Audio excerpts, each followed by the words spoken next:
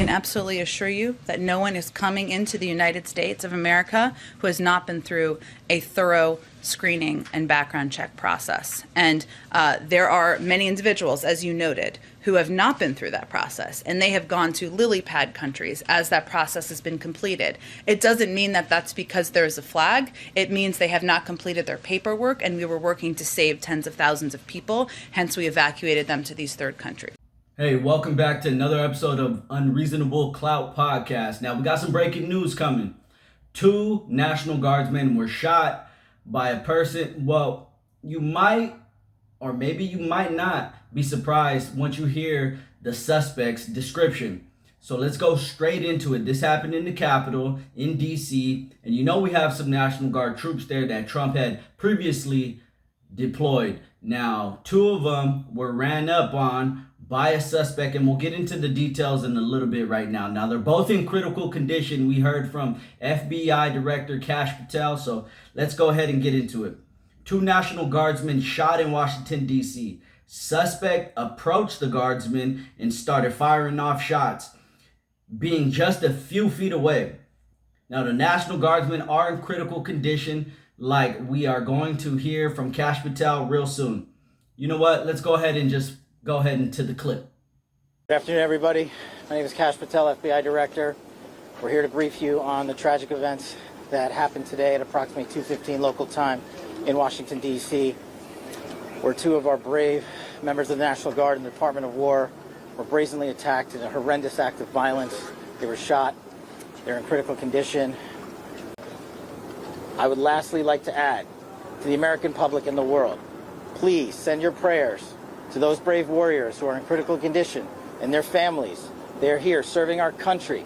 They are here protecting everyday Americans and citizens around the world in our nation's capital. They are the heroes of this day, and we must remember them on this day and every day, and their families and the sacrifice they have made. Now let's get into the description of this suspect. Like I said before, you may or may not be surprised about his description. So the suspect was subdued after back and forth gunfire. The suspect is now in custody. I believe we will show a clip of him being hauled off in the ambulance and a little description of him. At first, this is the initial description before we had all the details. So the suspect had a long beard and he had an Arabic look to him. Now we all know what that means. Now, within an hour after that initial description, we got a lot more info on the suspect, and you might see a picture of him right behind me. Well, the suspect's name is Ramanullah Lakenwall, and I just want to call him Ramen Noodle. It's just easier to say that. So Ramen Noodle, he was 29 years old. He was actually an Afghan national. Now we're going to get into some details of this, and it might blow your mind, or it may not. Okay, so he entered the U.S. in 2021 under the Joe Biden administration. And he also allegedly screamed Allahu Akbar during the attack as the gunfire was going off.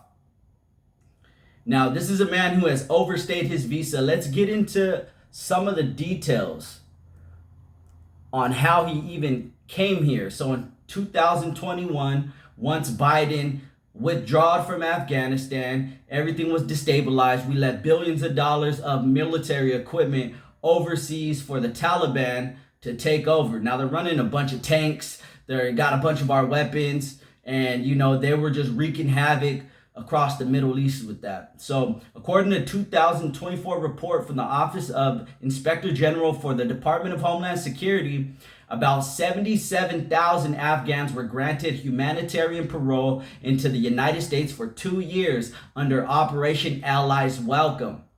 And in 2022, a Department of Homeland Security Inspector General report raised concerns about the program. According to a Heritage Foundation analysis authored by Hans von Spakovsky,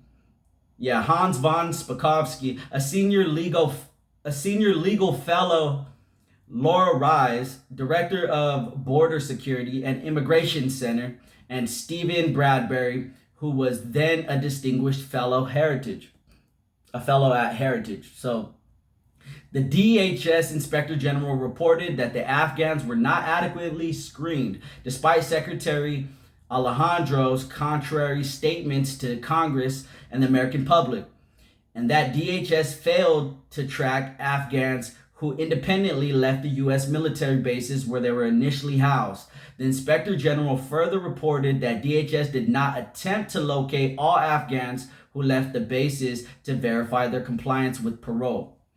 Now, this is a big concern, obviously, when it comes to national security. Now, we don't need all of these unvetted Afghans to be running around here thinking that they control things and thinking they could just wreak havoc, especially within our nation's capital. And we can't be having them shooting our National Guardsmen. So a little bit more details on the attack. So he also overstayed his visa. I believe they're only supposed to be here for about 2 years.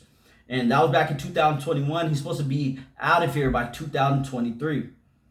So one National Guardsman actually stabbed the suspect while another one shot him. And he's actually in critical condition.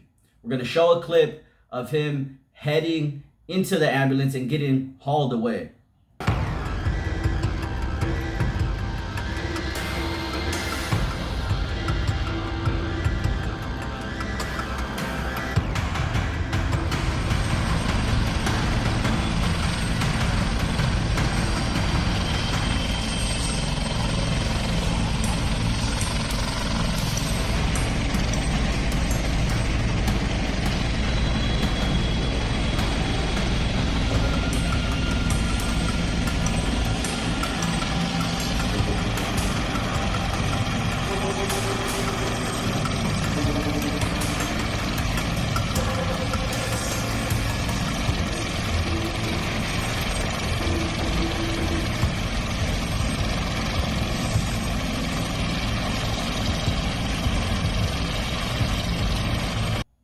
Now, Pete Hegseth also had something to say in response to this, and he has a request personally from Trump.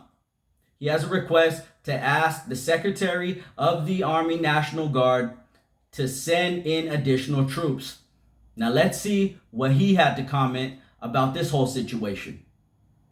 Myself and my team were notified that 2 National Guardsmen have been shot in Washington, D.C., critically wounded. The shooter shot in a cowardly, dastardly act, targeting the best of America, heroes willing to serve in Washington, D.C., serve for people they don't know and they've never met because they love their country and their capital and their community.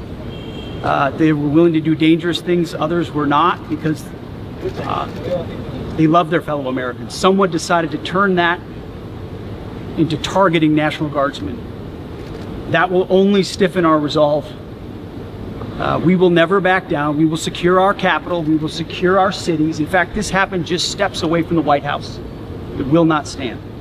And that's why President Trump has asked me, and I will ask the Secretary of the Army to the National Guard, to add 500 additional troops, National Guardsmen, to Washington, D.C. Now, as he mentioned, he is going to request the Secretary of the Army National Guard to send additional 500 National Guard troops to Washington, D.C. This is on top of what Trump already previously sent to Washington, D.C. And you know the crime went down.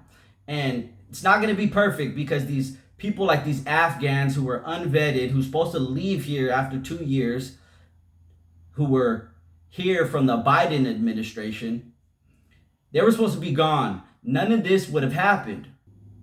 Now we're going to go ahead and see what Trump had to say in his response to this shooting of 2 National Guardsmen. Let's go for it. This heinous assault was an act of evil, an act of hatred, and an act of terror. It was a crime against our entire nation. It was a crime against humanity.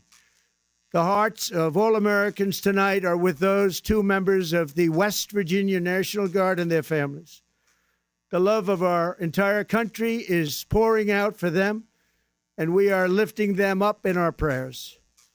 As we are filled with anguish and grief for those who were shot, We're also filled with righteous anger and ferocious resolve. As President of the United States, I am determined to ensure that the animal who perpetrated this atrocity pays the steepest possible price. I can report tonight that based on the best available information, the Department of Homeland Security is confident that the suspect in custody is a foreigner who entered our country from Afghanistan, a hellhole on earth. He was flown in by the Biden administration in September 2021 on those infamous flights that everybody was talking about. Nobody knew who was coming in. Nobody knew anything about it.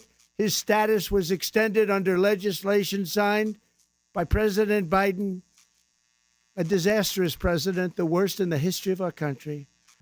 Now we have a couple comments here that we want to read. So actually it's a couple posts. So in a post on social media on X, Homeland Security Secretary Kristi Noem wrote that the suspect is an Afghan national who was one of the many unvetted mass paroled into the United States under Operation Allies Welcome on September 8th, 2021 under the Biden administration. So this is another flaw that lies deep, well, not really deep nowadays, surface level problem and a flaw that happened within the Biden administration. Now let's go. Another post on X from the USCIS. Effective immediately, processing of all immigration requests relating to Afghan nationals is stopped immediately, pending further review of security and vetting protocols. The protection and safety of our homeland and of the American people remains our singular focus and mission. Now, there's a lot of things still to come, and maybe I'll make a follow-up video tomorrow or within the next couple of days once we get more details. Now, in the coming days, there's things that are going to be revealed. Was he working with someone, even though there was only one shooter? Was it planned with someone else? Was he working with a certain terroristic group here in the nation? Or maybe linked up with something overseas in his homeland of Afghanistan.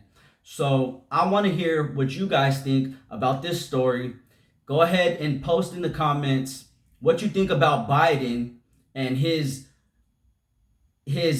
flaw when it came to letting these unvetted Afghans come into this country. Even though they're only supposed to be here for 2 years and they still remained here. It's already 2025. They're supposed to been up out of here, sent back to their homeland, and God knows what they would have been doing over there.